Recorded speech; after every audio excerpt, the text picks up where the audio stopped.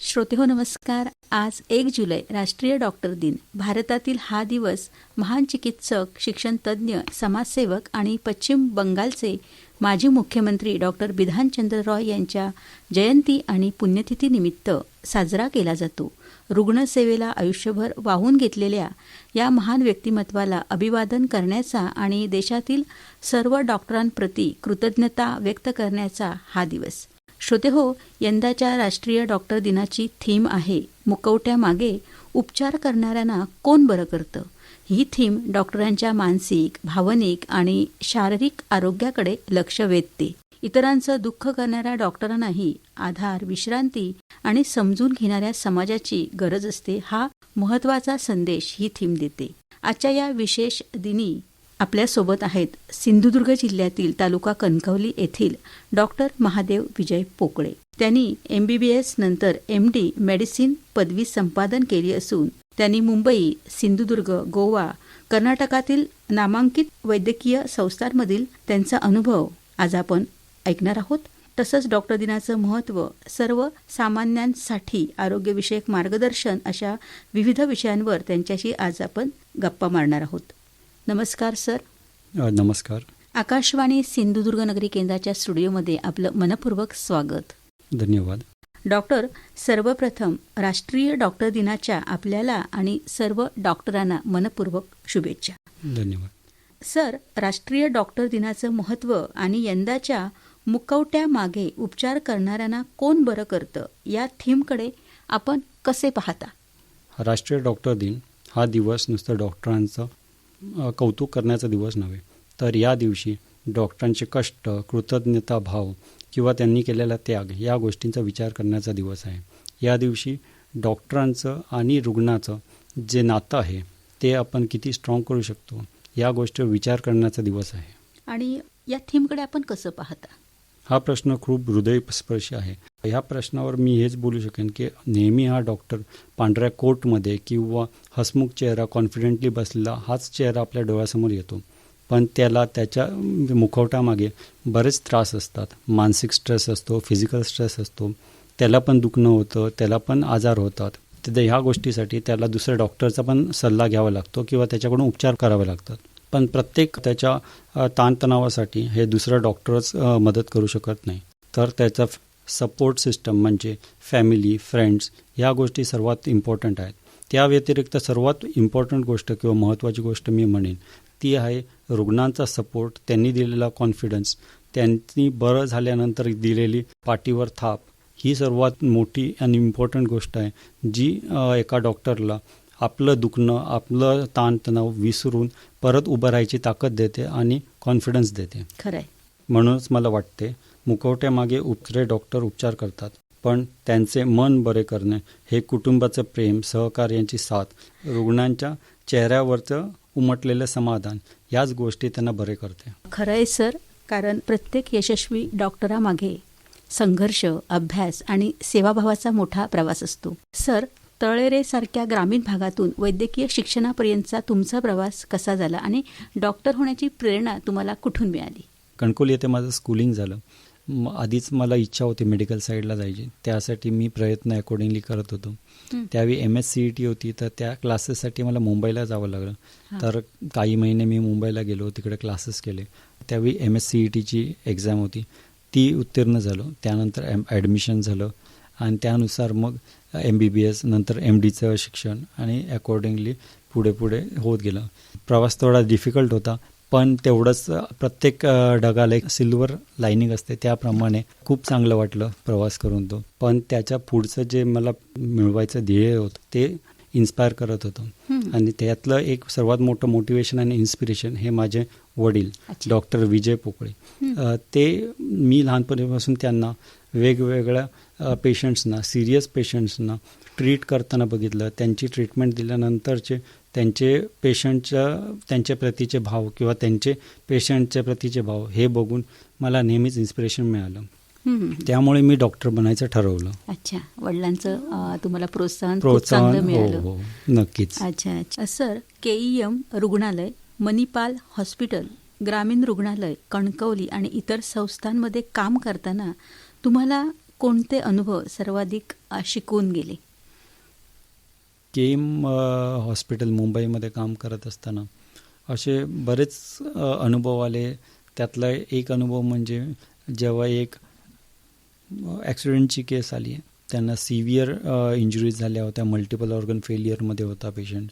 तर बरेच multispeciality doctors एकत्र येऊन त्यांनी त्या पेशंटला ट्रीट केलं आणि तो पेशंट जवळपास 1-1.5 महिन्यानंतर व्यवस्थित होऊन घरी गेला आणि जाताना त्यांनी सगळ्यांना थँक्यू बोलले. तर तो एक मेमरी माझ्या मनात घर करून राहिली की ते खरं मोटिवेशन होतं. अशा पेशंट्स जेव्हा आपण त्यांना चांगले रिझल्ट्स देतो आणि ते खुश होऊन घरी जातात, तर त्यावेळी ते मोटिवेटिंग राहतं. अच्छा. आणि दुसरी एक गोष्ट म्हणजे मी मणिपालमध्ये काम करत असताना एक इम्पॉसिबल केस अशी होती की पेशंट खूप जास्त जाड होता, ओबेज होता, त्याला आपल्या रेग्युलर कामं पण करताना खूप अडचण येत होती. अच्छा. तर अशा पेशंटबरोबर कोऑपरेट करून जवळपास on and of every 15 days to 1 month माझ्याकडे यायचा ट्रीटमेंटसाठी. आणि by the end of the year जवळ 1-1.5 वर्षानंतर कंप्लीट ट्रीटमेंट होत आली होती. त्यावेळी त्याचा कॉन्फिडन्स लेवल पण बूस्ट झाला होता आणि फिजिकली आणि मेंटली खूप जास्त ॲक्टिव्ह होता. त्यामुळे त्यानंतर ग्रोथ झाली आणि सेल्फ कॉन्फिडन्स इम्प्रूव्ह झाला.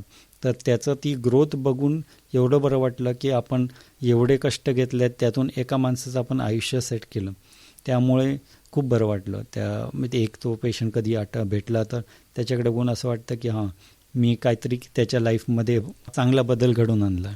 ग्रामीण रुग्णालय कणकवलीमध्ये मी ज्यावेळी जस्ट MBBS कंप्लीट करून आलो होतो, माझे नीट PGचे प्रिपरेशन चालू होते, त्यावेळी मी 1.5 वर्ष तिथे काम केलं.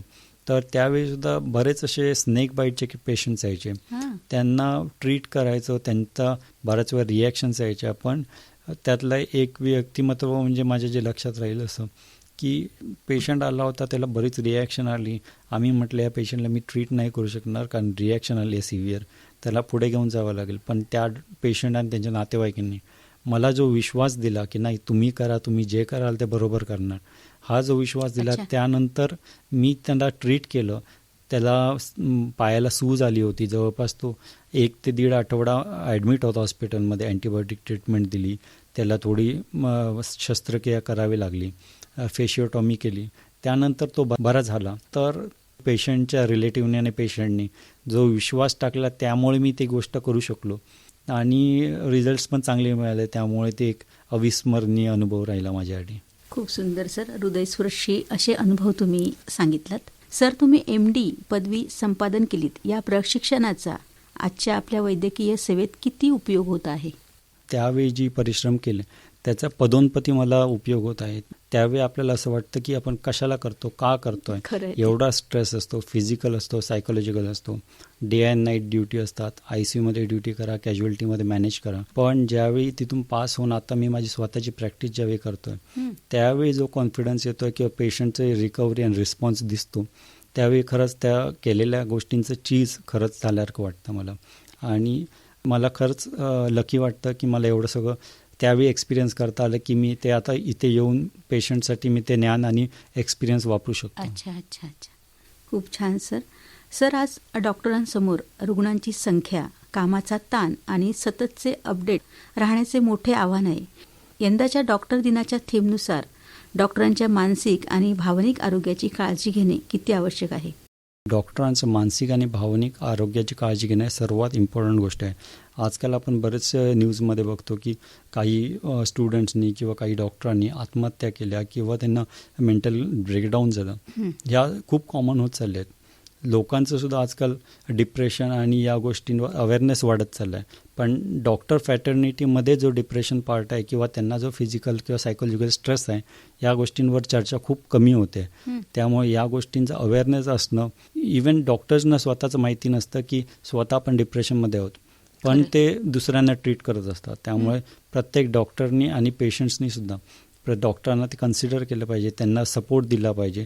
उलट जर डॉक्टर व्यवस्थित फिजिकल आणि सायकोलॉजिकल फिट असेल तर त्याची एफिशियन्सी किंवा त्याचं काम करण्याची क्षमता ही खूप जास्त चांगली होते आणि त्या डिसिजन मेकिंग खूप चांगला होतो. त्यामुळे at the end of the day या गोष्टीने पेशंटला सर्वात जास्त फायदा होतो. त्यामुळे पेशंटनीसुद्धा डॉक्टरची मानस्थिती समजून घेतली पाहिजे, त्यांना सपोर्ट दिला पाहिजे. प्लस सर्व माझ्या डॉक्टर भाऊ बहिणींनी सुद्धा की आपलं स्वतःचं मेंटल हेल्थ आपण मेंटेन ठेवली पाहिजे. स्वतःचा कॉन्फिडन्स आणि मेंटल वेलबिंग मेंटेन ठेवणं सर्वात महत्त्वाची गोष्ट आहे. सर, आजच्या बदलत्या जीवनशैलीमुळे कोणते आजार सर्वाधिक वाढताना दिसतात? आजकालच्या मॉडर्न लाईफस्टाईलमध्ये सर्वाधिक वाढणारे आजार म्हणजे आहेत लाईफस्टाईल रिलेटेड डिसीजेस. आजकाल जी लाईफस्टाईल आहे त्यामध्ये आपण म्हणू शकतो सेडेंटरी लाईफस्टाईल, म्हणजे बसून सतत काम करणं, हाय कॅलरी फूड्स, म्हणजे जसं आपण खूप जास्त गोड आणि कॅलरी फूड खातो, त्यामध्ये ओबेसिटी, डायबिटीस, लठ्ठपणा, मधुमेह, उच्च रक्तदाब, अशा बऱ्याचशा गोष्टी आहेत. त्या गोष्टींना आपण व्यवस्थित ट्रीट केलं छोट्या छोट्या लाईफस्टाईल मॉडिफिकेशन्सनी तरी पण आपण त्यांना अवॉइड करू शकतो. आणि या गोष्टींना व्यवस्थित जर आपण केअर नाही घेतली या गोष्टींची तर याच्या पुढे हार्ट अटॅक, स्ट्रोक किंवा गंभीर आजारांचा धोका खूप जवळ येतो. या आजारांसाठी मेनली लाईफस्टाईल मॉडिफिकेशन म्हणजे लो कॅलरी इंटेक याचा अर्थ शुगर किंवा गोड पदार्थ कमी खाणं, तिखट तेलकट गोष्टी कमी खाणं, जमल्यास मिठाचं सेवन कमी करणं. या गोष्टींनी बऱ्यापैकी ओबेसिटीचं प्रमाण कमी होतं. एकदा ओबेसिटी किंवा लठ्ठपणा कमी झाला तर त्याच्यासोबत ब्लड प्रेशर आणि डायबिटीसची रिस्क कमी येते. त्यामुळे ओव्हरऑल सगळेच इम्प्रूव्हमेंट होतात. या गोष्टी कमी झाल्या की हार्ट अटॅक किंवा स्ट्रोकच्या रिस्क पण कमी होऊन जाते. त्यामुळे लोक एफिशियंटली काम करू शकतात आणि आपलं लाईफ व्यवस्थित जगू शकतात. सध्या पावसाची सुरुवात सुद्धा झालेली आहे. संसर्गजन्य आजारांपासून बचाव होण्यासाठी सर्वसामान्यांनी कोणती काळजी घ्यावी? आजकाल पावसाळ्याच्या दिवसात प्रत्येक माणसाने आपली काळजी घेण्यासाठी मेनली पाण्याचा व्यवस्थित वापर करावा. पाणी पिताना व्यवस्थित ते उकळून गार केलेलं आहे किंवा फिल्टर RO फिल्टरमध्ये किंवा अल्ट्रा फिल्ट्रेशनमध्ये मधूनच फिल्टर झालेलं आहे का याची काळजी घ्यावी. पाणी पिताना ते ग्लास व्यवस्थित धुतलेला आहे का किंवा जेवताना हात व्यवस्थित धुतले आहेत का या गोष्टींची काळजी घ्यावी. उघडं असलेलं जेवण किंवा अन्न, बाहेर हॉटेलमध्ये उघड्यावर ठेवलेलं खाद्य या गोष्टींचं सेवन करण्यापासून टाळणं हे सर्वात मोठी स्टेप आहे. कारण गॅस्ट्रो इंटेस्टायनल डिसीजेस किंवा ताप, सर्दी या गोष्टी त्यातून इन्फेक्शन होण्याचे चान्सेस वाढतात. दुसरी गोष्ट म्हणजे आसपासची स्वच्छता ठेवणं, स्वतःची हायजीन ठेवणं, या दोन गोष्टी सर्वात जास्त इम्पॉर्टंट आहेत. स्वतःची हायजीन म्हणजे पावसाळ्यात स्किन डिसीजेसचं प्रमाण वाढू शकतं जर कपडे स्वच्छ नसतील किंवा ओले असतील. बऱ्याच वेळा आपण स्वच्छ कपडे धुतलेले नसतात किंवा कदाचित थोडेसे ओले असतात आणि तेच जर या पावसाळ्याच्या दिवसात जर घालून आपण फिरलो तर ह्युमिडिटी जास्त होते, त्यामुळे स्किन इन्फेक्शनची रिस्क वाढते. सर, हृदयविकार, मधुमेह आणि उच्च रक्तदाब टाळण्यासाठी दैनंदिन जीवनात कोणते बदल आवश्यक आहेत? या गोष्टींना रोग असा लेबल करण्यापेक्षा लाईफस्टाईल डिसीज म्हणणं जास्त गरजेचं आहे. कारण या आपल्या छोट्या छोट्या स्टेप्सने आपण या गोष्टींना बऱ्यापैकी अवॉइड करू शकतो. मेनली डाएट व्यवस्थित ठेवणं, low sugar diet, low salt diet ठेवणं हे फर्स्ट स्टेप आपण म्हणू शकतो. त्याच्यासोबतच ॲक्टिव्ह लाईफस्टाईल ठेवणं सर्वात मोठं आहे. कारण लोक युजली काय म्हणतात की आपण जिमला गेलो, मी जिमला 1 तास गेलो आणि माझा कोटा पूर्ण झाला आणि दिवसभर मी बसून लॅपटॉपवर काम केलं. याचा अर्थ ॲक्टिव्ह लाईफस्टाईल नाही होत. ॲक्टिव्ह लाईफस्टाईल याचा अर्थ काय, आपण मॉर्निंगला एक 20 to 30 मिनिट्स फिजिकल ॲक्टिव्हिटी ठेवली, म्हणजे जॉगिंग असो, योगा किंवा वेटलिफ्टिंग एक्सरसाइजेस. त्याचसोबतच दिवसभर बॉडी ॲक्टिव्ह राहिली पाहिजे. त्यानिमित्त कुठे ते वॉकिंग झालं पाहिजे. ॲटलिस्ट पूर्ण दिवसभरात एक 10,000पर्यंत स्टेप्स झाले पाहिजेत. कधी थोडं माइल्ड ॲक्टिव्हिटी जशी कुठे सामान उचलणं, अशा बारीक बारीक ॲक्टिव्हिटीज घरातल्या घरात करणं, या गोष्टी सर्वात इम्पॉर्टंट आहेत टू मेंटेन ॲक्टिव्ह लाईफस्टाईल. त्याच्यामुळे कॅलरी कन्झम्पशन पण चांगलं होतं आणि जे आपण खातो ते व्यवस्थित पचतं आणि मसल मास वगैरे मेंटेन व्हायला चांगली मदत होते. त्यामुळे ब्लड प्रेशर, डायबिटीस आणि ओबेसिटी या तिन्ही गोष्टींना आपण एकाच वेळी डील करू शकतो. सर, नियमित आरोग्य तपासणीचे महत्त्व आपण कसे सांगाल? आजकाल आपण बऱ्याच वेळा ऐकतो मेडिकल हेल्थ चेकअप. ही गोष्ट रिसेंटली आली नाही, पण बऱ्याच वर्षापासून बऱ्याच वेगवेगळ्या कंट्रीजमध्ये चालू आहे. जपानसारख्या देशांमध्ये तर याला इतका इम्पॉर्टन्स आहे की ते म्हणतात की कॅन्सर हा ट्रीटेबल डिसीज आहे. आपल्याकडे आपण म्हणतो कॅन्सर हे डेडली डिसीज आहे, म्हणजे कॅन्सरनं तर आपण काहीच नाही होत. अच्छा. पण जपानमध्ये ते म्हणतात की कॅन्सर हा ट्रीटेबल आहे. जसं आपण ताप सर्दी खोकला ट्रीट करतो हां. तसं ते इझिली कॅन्सरला ट्रीट करतात. अच्छा. हे का म्हटलं जातं, कारण ते हेल्थ चेकअप रुटीनली केलं जातं त्यांच्याकडे. हां. एव्हरी इयरली ते हेल्थ चेक करतात. कॅन्सरच्या इनिशियल म्हणजे फर्स्ट स्टेज पण आली नसते तेवढ्यात ते डिटेक्ट झालेलं असतो. अच्छा. त्यामुळे त्याला ट्रीट करणं खूप इझिली ते होतं. त्यामुळे हेल्थ चेकअप जर व्यवस्थित आपण जर मेंटेन ठेवला ॲन्युअली किंवा एव्हरी 6 मंथ जर व्यवस्थित जर केला गेला तर कॅन्सरसारख्या एकदम गंभीर आजाराला सुद्धा आपण व्यवस्थित इझिली ट्रीट करू शकतो. मोस्टली काय होतं, आपण इग्नोर राहतो. साधा ब्लड प्रेशर डायबिटीज पण डिटेक्ट केला जात नाही जोपर्यंत ॲडव्हान्स स्टेजवर जात नाही. अच्छा. त्यामुळे हेल्थ चेकअप जर असेल तर कॅन्सरसारख्या गंभीर आजारापासून डायबिटीस आणि ब्लड प्रेशरपर्यंत सगळं डिटेक्ट होतं. अकॉर्डिंगली आपण ट्रीट करू शकतो त्यांना. सर, म्हणजे कोणत्या वयानंतर कोणत्या तपासण्या नियमित कराव्यात? मी आजकालच्या लोकांचं लाईफस्टाईल बघता आफ्टर 30 किंवा after 35 annually at least blood pressure आणि ब्लड शुगरवर लक्ष ठेवणं गरजेचं आहे. आफ्टर 45 कम्प्लीट हेल्थ चेक करणं खूप जास्त गरजेचं आहे. अच्छा. ओबेसिटी जर असेल तर ॲज अर्ली ॲज पॉसिबल, मग ते 20 एज असो 25 असो, त्यांनी health check at least second yearly तरी हेल्थ चेकअप केलाच पाहिजे. अच्छा. आणि आफ्टर 60 तर कंपल्सरी हेल्थ चेकअप ॲन्युअली म्हणजे वर्षातून एकदा करणं खूप जास्त गरजेचं आहे. खरंच सर, हे खरं आहे. सर, आपत्कालीन परिस्थितीत नागरिकांनी प्रथम कोणत्या गोष्टी लक्षात ठेवाव्यात आणि डॉक्टरांकडे कधी तातडीने जावं?